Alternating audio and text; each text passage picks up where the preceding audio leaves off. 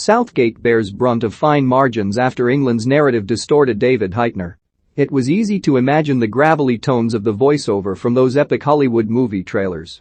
Everything was quiet in the England camp. A little too quiet. Gareth Southgate smiled when the notion was put to him before Wednesday night's World Cup qualifier against Poland in Warsaw. There was a time, the England manager admitted, when he would worry if things were going smoothly to the extent that he would go looking for problems. He knows now it is simply better to enjoy the good periods, which these had been with 5 wins out of 5 on the road to Qatar 2022, because, well, this is England and one moment can wholly distort the narrative. You know the challenges will come, Southgate said ruefully. And prophetically. One moment. It came in stoppage time at the raucous Stadion Narodowy, when England were stretched at the back and broke. They lost control of the situation down both sides and, when Robert Lewandowski crossed from the left, Damian Szymanski, a substitute, arrived like a speeding train to equalize for 1-1. Note the substitute.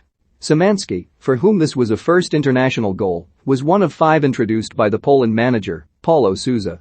Southgate, by contrast, used none, relying on the Zai who had won 4-0 against Hungary in Budapest the previous Thursday.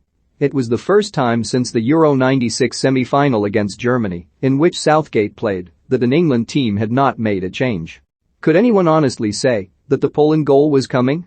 There had been a Jordan Pickford wobble, which plainly there had to be after all of the articles in the morning papers highlighting his greater calm and better decision-making.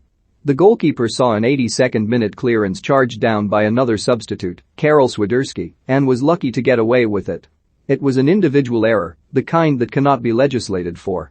But structurally England were sound, as they absorbed Poland making a late push. And then they were not. So re-enter Gareth the Ditherer, sitting on his hands as the tide turned. There is an element of reverse engineering at work. This was not Croatia in the 2018 World Cup semi-final. Or Italy in the Euro 2020 final.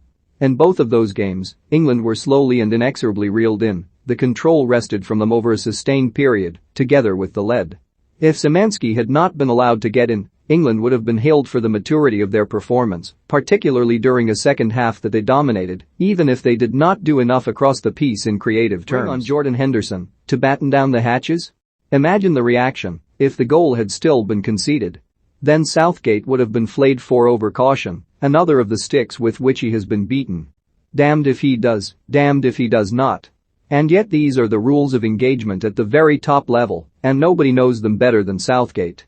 The result can have the power to override the evidence of the majority of a contest, even if it is decided by the smallest of details. One moment, one concession. The margins are thin but impossibly sharp. Yes, I 100% expect it all the time, Southgate said, when asked about the criticism linked to the curiosity of his lack of substitutions. The exasperation was clear, and there was edge to his words.